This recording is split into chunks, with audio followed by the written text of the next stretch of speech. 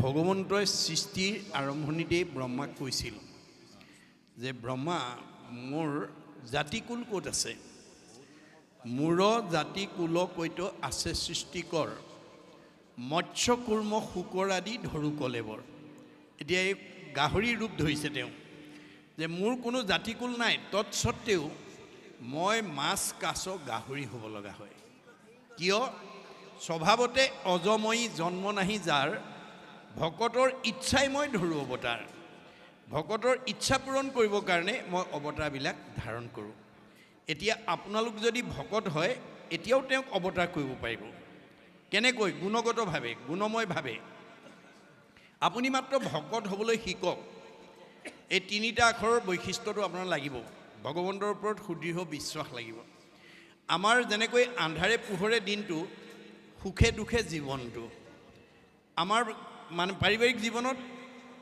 সুখৰ লগত দুখ এটা জড়িত হৈয়ে থাকিব কিন্তু আমাৰ আটাইতকৈ জানিবলগীয়া বিষয়টো হৈছে যে দুখক অতিক্ৰম কৰি সুখক প্ৰতিষ্ঠা কৰাই জীৱনৰ সাৰ্থকতা দুখ থাকিবই যেনেকৈ আন্ধাৰে পোহৰে দিনটো হয় সুখে দুখে জীৱনটো গতিকে আমি দুখক অতিক্ৰম কৰিবলৈ আমি শিকিব লাগিব তাৰ কাৰণে আপুনি কি হ'ব লাগিব ভকত হ'ব লাগিব ভকত হ'লে আপোনাৰ ভগৱন্তৰ ওপৰত সুদৃঢ় বিশ্বাস থাকিব ভকতেহে মূৰ হিৰি জানিবা নিশ্চয় ভকত জনৰ জানা আমি সি হৃদয় মুত পৰে ভকতে নিশ্চিন্তে কিছু আন ভকতত পৰে মই নিশ্চিন্ত হোৱান ভকত ভগৱন্ত অভিন্ন ভগতে ভগৱন্তৰ কথা ভাবে কাৰণে ভগৱন্তই ভকতক সদায় বিপদৰ পৰা উদ্ধাৰ কৰে গতিকে এতিয়া আমি ভগৱন্তৰ প্ৰিয় হ'বৰ কাৰণে আৰু ভগৱন্তক অৱতাৰ কৰিবৰ কাৰণে আমাৰ ভকতৰ গুণটো আমাক লাগিব আপুনি কি সমস্যাত পৰিছে আপুনিহে জানিব কিন্তু আমাৰ ভাগৱতে কৈছে যে তুমি যেতিয়া কিবা বিপদ আপদ সমস্যা হয় তুমি তেতিয়া তাৰ পৰা উদ্ধাৰ কৰিব পৰা শক্তি পিতৃ মাতৃ সমাজ বংশ পৰিয়ালৰ নাই গতিকে আমাক বিপদৰ পৰা উদ্ধাৰ কৰিব পৰা শক্তি মাধৱ বান্ধৱ উদ্ধাৰাবাব কেৱল ভগৱন্তৰ হাততে আছে এই কথা জানি আপুনি কিবা বিপদগ্ৰস্ত হ'লে একান্ত মনে ভগৱন্তক চিন্তা কৰিবলৈ নাপাহৰিব ভগৱন্তই কৈছে মই যদিও অদৃশ্য মই যদিও নিৰাকাৰ মই যদিও নিৰ্গুণ মই যদিও অব্যক্ত ভগৱন্ত মোৰ নাম ল'লেই মই ব্যক্ত হৈ যাম ক'ত হৃদয়ত আৰু মই তেওঁ সমস্যা সমাধানৰ পথটো দি দিওঁ আমাৰ ভাগৱতত সেই কথাটো গুৰুজনে লিখিছে অব্যক্ত ঈশ্বৰ হৰি জাত পৰে নাহি নাহি পৰম পুৰুষ ভগৱান ভক্তজনে লৈলে নাম পূৰ্ণ কৰি মন কাম অন্তৰতে দেই সমিধান আপুনি ভগৱন্তৰ নাম লওক আপোনাৰ হৃদয়ত কৈ দিব আপোনাৰ সমস্যাটো কাৰ ওচৰলৈ গ'লে সমাধান হ'ব হৃদয়তে আপোনাক জাগ্ৰত কৰি দিব আৰু যি গুণত মাতিব সেই গুণৰ কাম কৰি দিয়ে আমাৰ সমাজত ভগৱানক চিন্তা তিনিটা গুণত কৰে দেই সমাজৰ মানুহবিলাকে কিছুমানে তম গুণত চিন্তা কৰে কিছুমানে ৰজ গুণত চিন্তা কৰে কিছুমানে সত্য গুণত চিন্তা কৰে প্ৰকৃততে আমি কোনটো গুণত চিন্তা কৰিব লাগে এই কথাটো আমাৰ বহুতে নাজানে আমাৰ ভাগৱতত কোনটো ভাৱেৰে আমি ভগৱন্তক ভাবিব লাগে ভাগৱতত কৈ দিছে ৰজু তমু গুণে নেই বিষয়ক সত্য গুণে বুদ্ধি ভৈলে তৰে সংসাৰক আমি ৰজ আৰু তম গুণেৰে যদি ভগৱানক মাতো ভগৱানে কামটো কৰি দিব কিন্তু আপুনি সংসাৰ চক্ৰত ঘূৰি থাকিব লাগিব আপোনাৰ মানে বিষয়ৰ ফালে আপোনাক ধাৱমান কৰিব সত্য গুণে বুদ্ধি ভৈলে তৰে আজি আপোনালোক ইয়ালৈকে আহিছে কিবা ধন টকা পইচা পাব কিবা লাভ হ'ব বুলি নহয় ঈশ্বৰৰ কথা শুনি কেনেকৈ মনটো আনন্দত ৰাখোঁ তাৰ এটা ভাৱ লৈ পেলাই আহিছে গতিকে আজিৰ দৰে ভাৱনাই কোনো কামনা বাসনা নোহোৱাকৈ আমি ঈশ্বৰৰ গুণনাম যাতে আমি ল'ব পাৰোঁ তাৰ প্ৰতি আমি গুৰুত্ব দিব লাগিব আমাৰ ভাগৱতত কৈছে অগুণ নাম অনুসৰি বেকতহু অন্তহৰি সুমৰন্ত যেই জীৱা ভাবে সেই ভাবে ভকতৰ পূৰ্ণ কৰি মন কাম ঈশ্বৰৰ নামৰ প্ৰভাৱে ভগৱানৰ নামৰ মহিমা আছে আপুনি কোন গুণত মাতিছে এই কথাটো নজনাৰ কাৰণে আমাৰ তমগুণী মানুহবিলাকে, যিবিলাক মানুহ তমগুণত আছে, তেওঁলোকে সদায় ইন্দ্ৰিয় সুখ ভোগৰ কাৰণে ভগৱানক মাতে। মই আপোনালোকৰ ইয়াত কোনোবা আছে বুলি ভবা নাই দেই, মই মাত্ৰ উদাহৰণে দিছোঁ। কোনোবা গাঁৱত যদি ভঙুৱা মদপী মানুহ থাকে, তেওঁলোকে ৰাতিপুৱা সাৰ পোৱাৰ লগে লগে হাত দুখন বুকলৈ নি কয়গৈ, কি বুলি কয়, প্ৰভু মোক এচিলিম খুৱাব। আৰু ভঙুৱা মানুহে ৰাতিপুৱাই দৰখাস্তখন দি দিয়ে, মদপীয়ে কয় প্ৰভু এগিলাচ খুৱাবই। আৰু ভগৱানে কৈছে হ'ব, তই ৰাতিপুৱাই যেতিয়া দৰখাস্ত দিলি, তোৰ অনুমোদনটো মই জনাই দিছোঁ। তই ভাতেই খাবলৈ নাপাবি, তোক এচিলিম খুৱামেই। তই ভাতেই খাব নাপাবি, এগিলাচ তোক মই খুৱামেই। গতিকে আপুনি মানে যোৱা খেলা ভকত বিচাৰক, লগ বিচাৰক, পৰ সমালোচনা কৰা মানুহ বিচাৰক, যেনেকৈ বিচাৰিব আপোনাক তেনেকৈ দিব। কিন্তু তেতিয়া আপুনি কি কৰিব লাগিব, এই সংসাৰ চক্ৰত ঘূৰি থাকিব লাগিব। ৰসগুণী মানুহবিলাকে, এতিয়া আমাৰ সমাজত ৰসগুণী মানুহৰ সংখ্যা বেছি। ৰসগুণী মানুহবিলাকে কি বিচাৰে, বিলাসিতাৰ কাৰণে, আনন্দ সুখৰ কাৰণে, দেহৰ মনৰ শুদ্ধৰ কাৰণে ভগৱানক বিচাৰে। কি বুলি কয়, ধনং দেহি, বিদ্যাং দেহি, যশোং দেহি, পুত্ৰং দেহি, ভাৰ্যাং দেহি, লাগে আৰু লাগে। ভগৱানে কৈছে হ'ব, তই বিচাৰিছ মই দি আছোঁ, কিন্তু তই চক্ৰত ঘূৰি থাকিব। গতিকে মহাভাৰতৰ যুদ্ধৰ শেষত কৃষ্ণই যেতিয়া দ্বাৰকালৈ যাব ওলাইছিল, তেতিয়া পেহীয়েকৰ ওচৰত বিদায় ল'ব গৈছিল, শেষ বিদায়টো। তেতিয়া পেহীয়েকক গৈ পেলাই কৃষ্ণই কৈছিল, পেহীদেউ তোমালোকৰ কামখিনি মই কৰি দিলোঁ, কৌৰৱক নিধন কৰিলোঁ, পাণ্ডৱক জয়লাভ কৰিলোঁ, যুধিষ্ঠিৰক ৰজা পাতিলোঁ, এতিয়া তোমালোকে সুখে সন্তোষে থাকা। পিছে মোৰ দ্বাৰকাত পৰিয়ালবৰ্গৰ মাজত অৰ্থন্তৰ হৈছে, মই তালৈকে যাব ওলাইছোঁ। যোৱাৰ আগতে মই তোমাক কিবা এটা দি যাওঁ বুলি ভাবিছোঁ, পেহীদেউ কি লাগে কোৱা। আপোনাৰ মোৰ নিচিনা মানুহক যদি স্বয়ং ভগৱন্তই আহি পেলাই কি লাগে কোৱা বুলি সুধিলেহেঁতেন, আমি বাৰু সোধাই আহিমনে? আমাৰ যিমান প্ৰয়োজনীয় অভাৱবিলাক আমি চব আদায় কৰি ল'লোহেঁতেন। কিন্তু কুন্তীয়ে সেই আহ্বানত কি বুলি ক'লে, হে কৃষ্ণ কৃষ্ণ বাপ কৰোঁ প্ৰণিপাত, পৰম ঈশ্বৰ তুমি জানিলোঁ সাক্ষাৎ। তুমি যে জগতৰ ঈশ্বৰ, মই তোমাক কৰ্মত জানিলোঁ। নানা বিপদত পুত্ৰ সমেৱা ৰাখি, শতকে শিশুক যেন ঢাকি ৰাখে পাখি। চৰায়ে যেনেকৈ দেউকাৰত পোৱালি ৰাখে, তুমিও মোৰ ল'ৰাকেইটাক তেনেকৈ ৰক্ষণাবেক্ষণ দিলা। আজি দ্বাৰকালৈ যাব ওলাইছা, যোৱা। পিছে যোৱাৰ আগতে তুমি মোক কিবা এটা দিওঁ বুলি ভাবিছা, যদি দিয়া সেই বস্তু দিয়া। কি? সেহি সেহি আপদয়া মাৰয় ভীমত, তোমাক দেখিবে পাওঁ যিটো আপদত। তুমি মোৰ পৰিয়াললৈ, মোৰ জীৱনলৈ দুখ আপদ এটা দিয়া, যাতে বিপদ আপদ এটা হ'লেই তোমালৈ মনত পৰে। পেহীদেউ ধন টকা পইচা, গাড়ী মটৰ, পকা ঘৰ দুৱাৰ দিলে গণ্ডগোল লাগিব নেকি? চিৰি ভৈলে ভুলে মন কৰে না কাম, সম্পদত নপৰে লৈ বাকত বনাম। তুমি যদি ধনে ধানে টকাই পইচাই, গাড়ীয়ে মটৰে, পকা ঘৰে দুৱাৰে নদন বদন কৰি দিয়া, তেতিয়া মই সেইবিলাক লগত নিব নোৱাৰা ধন টকা পইচা মোহত যেতিয়া মোৰ মনটো সোমাই যাব, তেতিয়া মই ভকতৰ গুৰিলৈ যাবলৈ সময় নাপাম, ঈশ্বৰৰ সেৱা কৰিবলৈ সময় নাপাম, ঈশ্বৰৰ কথা শুনিবলৈ নামঘৰলৈ যাব মই সময় নাপাম। যিটো ঐশ্বৰ্যক পালে তোমাক পাহৰে, এতেকে তাহাক নবাঞ্চয় সাধুনৰে। যিবিলাক সন্ত মহন্ত ভক্ত বৈষ্ণৱ মানুহ আছে, তেওঁলোকে ভগৱানৰ পৰা লগত নিব নোৱাৰা ধন সম্পত্তি নিবিচাৰে। বুজি পাইছেনে? কি বিচাৰে? ভক্তি। আনৰ যত সবে মিছা, ভক্তিৰ অভাৱে। যে যাতে মই য'তেই থাকোঁ, মানে কৰ্মফলে জীৱা জন্ম হৌক সংসাৰত, তভু নচাৰোক চিত তো আচৰণ। আপুনি ভগৱানৰ নাম লওক, ভগৱানে আপোনাক কি লাগে জীৱ। অৰ্জুনক কৈছে, তোমাক কৰ্মৰ অধিকাৰটোৰ কাৰণেহে তোমাক দিছোঁ। কৰ্মাণি অধিকাৰ অস্তি মা ফল কদাচন। তোমাক মই কামৰ অধিকাৰহে দিছোঁ, অৰ্জুন তুমি মোৰ পৰা কোনো ফল নিবিচাৰিবা। অৰ্জুনেতো প্ৰতিবাদ কৰিছে, যদি কোনো ফলেই বিচাৰিব নালাগে, তেতিয়াহ'লে তোমাক আৰাধনা কৰা মোৰ প্ৰয়োজনেই বা কি? এতিয়া কৃষ্ণই হাঁহি পেলাই কৈছে, কৃষ্ণই বোলে শুনাত আৰু হেতু মহাবল, নুখুজিলে ঈশ্বৰে আপুনি দেন্ত ফল। অৰ্জুন তুমি মোক খুজিব নালাগে, মই নোখোজাকে তোমাক দিম। নোখোজাকে দিয়া বোলে, প্ৰমাণ। যেন আতি শিশু চোৱা ভক্ষ নোখোজয়, তথাপিতো স্নেহে থাকি মাতৃস্তন দে। এটা কেঁচুৱাই গাখীৰ নিবিচাৰিলে বুলি মাকে দিনটো বিচনাত পেলাই নথয়। কৰ্মৰ মাজৰ পৰাই পুত্ৰ স্নেহত আপ্লুত হৈ এগৰাকী মাতৃয়ে যেনেকৈ নিজৰ সন্তানক স্তনদান দিয়ে, ময়ো ভকতৰ যথা কৰ্ম তথা ফল দিমেই, মোৰ পৰা ফল বিচাৰিব নালাগে। তুমি মাত্ৰ কৰ্ম নিৰ্বাচন কৰিবলৈ শিকিবা। বোলে কৰ্ম কি? বেদে যাক বিহি আছে তাকে বোলে কৰ্ম। বেদবিহিত কৰ্ম কৰিবা। বেদে যাক নিষেধ দিছে সেইটো অকৰ্ম।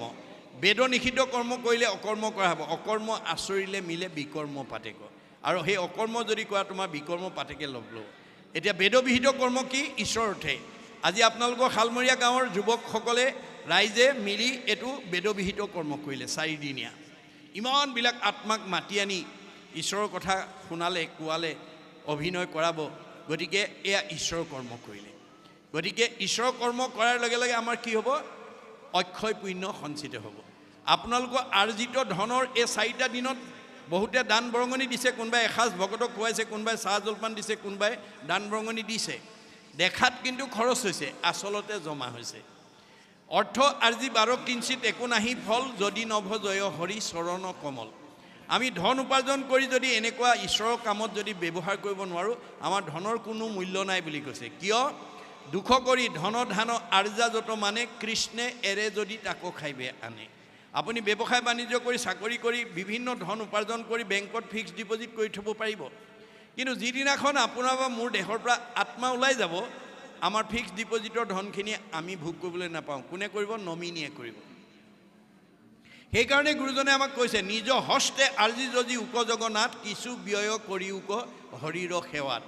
তুমি জীয়াই থাকোঁতে এই দুখন হাতেৰে যি উপাৰ্জন কৰিছা, তাৰ কিবা এটা অংশ মোৰ কামত দিল খুচিকৈ ব্যৱহাৰ কৰিবা। যিবা কিছু আছে ধন তেজাত আৰু মোহমন, কিছু ব্যয় কৰা হৰি অৰ্থে। ভগৱানৰ কামত আমি কিবা এটা অংশ মুক্ত মনে দিব লাগে। তেবেহে ভকতি বাঢ়ে, মাধৱত প্ৰেম চৰে, তেবে ধন নাযায় আৰু ব্যৰ্থে। আপোনালোকে 4 দিনীয়া এই যজ্ঞ অনুষ্ঠান সম্পন্ন কৰিবৰ কাৰণে বহুতে শক্তি অনুসৰি দান বৰঙণি দিছে। দেখাত খৰচ হৈছে, আচলতে জমা হৈছে। কেনেকৈ? ভাগৱতত কৈছে, এক গুণ লগাইলে অনন্ত গুণ হয়, নাজানি মুগুদ সবে ধান সাঞ্চিত হয়। আপুনি এই 4 দিনীয়া কাৰ্যসূচীৰ কাৰণে এগুণ লগালে আপোনাক অনন্ত গুণ দিব। ভগৱানে ধাৰ নাখায়। মই ভকতৰ ধাৰ নাখাওঁ। তাৰ উদাহৰণ মই দ্ৰুপদীৰ ক্ষেত্ৰত দেখুৱাই থৈ আহিছোঁ। ভগৱান কৃষ্ণৰ 16,108 গৰাকী ভাৰ্যা, তাৰ ভিতৰত 8 গৰাকী চবতকৈ ধুনীয়া।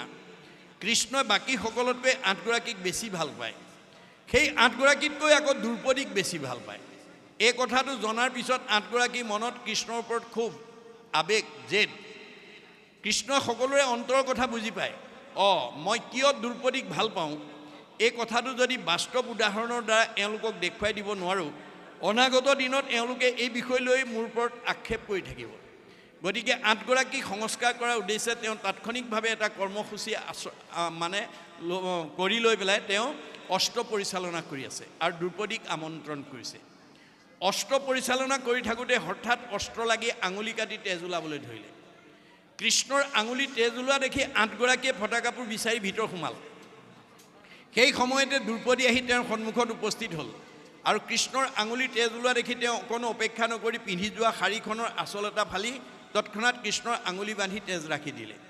8 গৰাকীয়ে ফটা কাপোৰ লৈ আহি দেখিলে, দ্ৰুপদীয়ে দেখোন কৃষ্ণৰ আঙুলি বান্ধি তেজ ৰাখিলে, ভালেতো এওঁক ভাল পায়। সেইদিনাহে বুজি পাইছে যে কৃষ্ণই দৈহিকভাৱে নহয়, ভক্তিত ভাল পায়। গতিকে তেওঁলোক সংস্কাৰ হ'ল। কিন্তু দ্ৰুপদী এটুকুৰা বস্ত্ৰৰ ধাৰ লাগিল। এটুকুৰা বস্ত্ৰৰ ধাৰ অনন্ত বস্ত্ৰৰূপে পৰিশোধ কৰি জগতলৈ আদৰ্শ এৰি থৈ গৈছে। কোনদিনা? ৰজস্বলা অৱস্থাত যিদিনাখন দুঃশাসনে দ্ৰুপদীক বস্ত্ৰহৰণ কৰিছিল, সেইদিনাখন বস্ত্ৰৰ ধাৰ বস্ত্ৰৰে পৰিশোধ কৰি ভকতক ৰাখি থৈ গৈছিল। গতিকে দ্ৰুপদীক যদি দিয়ে, আমাক নিদিব কিয়? এই বিশ্বাসটো আমাক লাগিব। মনত ৰাখিব কথাটো। গতিকে আমাক বিশ্বাস লাগিব। আমাৰ দাৰ্শনিক পণ্ডিতে কৈছে, to be faithful your land and land will be faithful to you. আপুনি মাটিডৰাক বিশ্বাস কৰি খেতি কৰিবলৈ শিকক। মাটিডৰাই আপোনাৰ বিশ্বাস ভংগ নকৰে। আপুনি ভগৱানক বিশ্বাস কৰক। কাৰ দৰে? পলাদৰ দৰে। ৰাখে হৰি মাৰে কোনে, মাৰে হৰি ৰাখে কোনে, হৰিয়ে নাৰাখিলে জৰিয়ে ৰাখিব নোৱাৰে। এই দৃঢ় বিশ্বাসটো লাগিব।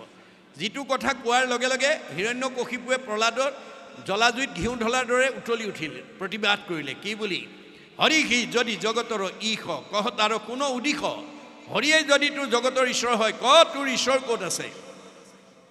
শুনিয়া প্ৰহ্লাদে বোলয় বাণী, ব্যাপকত বিভু প্ৰভু চক্ৰপাণী। মোৰ ভগৱন্ত সমস্ত জগততে ব্যাপ্ত হৈ আছে। সমস্ত জগতে আচন্ত স্বামী স্ফটিকৰ স্তম্ভে দেখোঁ আমি। পকা খুঁটাটোলৈকে আঙুলিয়াই দিলে। মোৰ ভগৱানক মই এই পকা খুঁটাতে দেখিছোঁ। পকা খুঁটাটোৰ ভগৱান আছে বোলে? অঁ আছে। যিটো প্ৰহ্লাদৰ কাৰণে সম্ভৱ, হিৰণ্যকশিপুৰ কাৰণে অসম্ভৱ। মাৰি দিলে গদা, ওলাই গ'ল। কেনেকৈ? আমাৰ বেদত কৈছে, যত্ৰ অপায় অস্তি তত্ৰ উপায়মপি অস্তি। য'ত অপায় থাকে ভগৱন্তই ভকতক ৰাখিবৰ কাৰণে তাতেই উপায়ৰ ব্যৱস্থা কৰে। অপায়টো ক'ত আছিল? যে প্ৰহ্লাদৰ পিতৃ হিৰণ্যকশিপুৱে ভাতৃবধি প্ৰতিশোধ, এইটো যিটো কাহিনী আমি শুনি আছোঁ, বৰাহৰ ওপৰত ল'বৰ কাৰণে বৰাহৰূপী ভগৱন্তৰ, এই বৰাহে যে হিৰণ্যাক্ষক বধ কৰিলে, তাৰ ভাতৃবধি প্ৰতিশোধ বৰাহৰ ওপৰত ল'বৰ কাৰণে আকাশ চাই উদ্ধবাহু হৈ থাকিলা ভূমিক অংগুষ্টে চুই। জতাৰ দীপিতি দেখন্তই ত্ৰাস প্ৰলয়ৰ সূৰ্যৰ যেন প্ৰকাশ। ব্ৰহ্মাক চিন্তিয়া আশা মনত বহি গ'ল দিব্য বৰিষ সদা। হাজাৰ বছৰ ব্ৰহ্মাক চিন্তা কৰি আছে, সূৰ্যলৈ মুখ কৰি ভৰি আঙুলিত ভৰ দি। ঢাকিল তনু উই মাটি তুলি শৰীৰৰ মাংস খাইলা সমলি। উঁয়ে গোটেই শৰীৰ খাই পেলালে। গজি লতাংক ঢাকি বিৰুদ্ধাৰ তথাপি কটাক্ষ নহিকতাৰ। গছ গজি গ'ল তথাপিও কটাক্ষই নাই। অৱশেষত ব্ৰহ্মাই আহি সঞ্জীৱনী ছটিয়াই জীৱিত কৰি ক'লে, বৎস তুমি ইমান কঠোৰ পৰিশ্ৰম কিয় কৰিছা? কিয় তুমি আৰাধনা কৰি? প্ৰভু তুমি যদি মোৰ প্ৰতি সদয় হৈছা, মোক মানে অমৰ বৰ দিয়া। তে ব্ৰহ্মাই ক'লে, অমৰ বৰ দিব পৰা অধিকাৰ আমাৰ দেৱতাৰ হাতত নাই। ভগৱানৰ বাদে আমি দেৱতাই অমৰ বৰ দিব নোৱাৰোঁ। তাৰ বাদে তোমাক কি লাগে কোৱা? তেতিয়া হিৰণ্যকশিপুৰে প্ৰকাৰান্তৰে ব্ৰহ্মাৰ পৰা অমৰ বৰ বিচাৰিলে। কেনেকৈ? যদি তুমি অমৰ বৰ দিব নোৱাৰা, তেতিয়াহ'লে তোমাৰ সৃষ্টিৰ ত্ৰৈলোক্যৰ প্ৰাণীৰ হাতত মোৰ মৃত্যু হ'ব নালাগিব। দিনতো মাৰিব নোৱাৰিব, ৰাতিও মাৰিব নোৱাৰিব, বাহিৰতো মাৰিব নোৱাৰিব, ভিতৰতো মাৰিব নোৱাৰিব, আকাশতো মাৰিব নোৱাৰিব, পাতালতো মাৰিব নোৱাৰিব, দিনতো মাৰিব নোৱাৰিব, ৰাতিও মাৰিব নোৱাৰিব, অস্ত্ৰও মাৰিব নোৱাৰিব, শস্ত্ৰও মাৰিব। সেইটোকে দিয়া। ব্ৰহ্মাই উপায়ন্ত হৈ তথাস্তু দি দিলে। হিৰণ্যকশিপুৰে প্ৰকাৰান্তে তেওঁৰ পৰা অমৰবৰেই ল'লে। স্বৰ্গমধ্য পাতালৰ প্ৰাণী তেওঁৰ সৃষ্টি। তেওঁৰ সৃষ্টিৰ প্ৰাণীৰ হাতত যদি মৃত্যু নহয়, মাৰিব কোনে এতিয়া? ভগৱন্তই তাতেই প্ৰহ্লাদক ৰাখিবৰ কাৰণে উপায় কৰিলে। কেনেকৈ কৰিলে? এফাল মানুহ এফাল সিংহ, যিটো প্ৰাণী ব্ৰহ্মাই আগতে সৃষ্টি কৰা নাই। ব্ৰহ্মাৰ সৃষ্টিৰ বাহিৰৰ প্ৰাণী সৃষ্টি হ'ল। দিনতো মৰা নাই, ৰাতিও মৰা নাই, সন্ধ্যা সময়ত মাৰিছে। বাহিৰতো মৰা নাই, ভিতৰতো মৰা নাই, পানী পোতাত মাৰিছে। আকাশতো মৰা নাই, পাতালতো মৰা নাই, কৰঙনৰ ওপৰত তুলি মাৰিছে। অস্ত্ৰই মৰা নাই, শস্ত্ৰই মৰা নাই, নখৰে বিদাৰি মাৰিছে। এয়া হৈছে নামৰ মহিমা। মনত ৰাখিব কথাটো। আপোনালোকে নামৰ ওপৰত সুদৃঢ় বিশ্বাস কৰক, ভগৱন্তৰ ওপৰত বিশ্বাস কৰক, আপুনি সকলো বিপদৰ পৰা উদ্ধাৰ হ'ব। এই লীলা মাহাত্ম্যৰ কথাখিনি এতিয়ালৈকে আমাক কৈ আছে। এওঁলোকে যেতিয়া সেইধৰণে মানে হিৰণ্যাক্ষক বধ কৰি যেতিয়া পৰ্বত লৈ আহিলে, সেই দৃশ্য দেখি তেওঁলোক সকলো অবাক হৈ গৈছে। এইখিনিলৈকে আমাক কৈছে দেই। এয়া হৈছে ভগৱন্তৰ অলৌকিকক লৌকিক কৰা, অবাস্তৱক বাস্তৱ কৰিব পৰা শক্তি ইয়াৰ মাজত দেখুৱাইছে। এইটোকে কৈছে লীলা, ভগৱন্তৰ লীলা। গতিকে আমি যে আজি ভাগৱত শুনিবলৈ কিয় আহিব লাগে? মূৰ গুণ গাই মানে স্বভাৱতে অজময়ী জন্ম নাহি যাৰ, তথাপি অৱতাৰ ধৰোঁ ভকতৰ ইচ্ছাই। ভকতৰ ইচ্ছা পূৰণৰ কাৰণে মই অৱতাৰ ধাৰণ কৰোঁ। মূৰত জন্ম কৰ্ম গাই শুইবেক নিষ্ঠাৰ। এতিয়া ইমান সময় আমি ভগৱন্তৰ গুণ লীলা কথাকে শুনি আছোঁ, গাই আছোঁ। মূৰত জন্ম কৰ্ম গাই শুইবেক নিষ্ঠাৰ, সেইকাৰণে মই ধৰোঁ অৱতাৰ। এয়া এতিয়া বৰাৰূপী অৱতাৰ ধাৰণ কৰি তেওঁ সাগৰৰ মাজৰ পৰা পৃথিৱীক উদ্ধাৰ কৰি আনি হিৰণ্যাক্ষক বধ কৰি যিটো লীলা মাহাত্ম্য দেখাইছে, এইবোৰ যেতিয়া আমি শুনি থাকিম, গাই থাকিম, কৈ থাকিম, আমাৰ জীৱ নিৰ্গুণ হৈ যাব।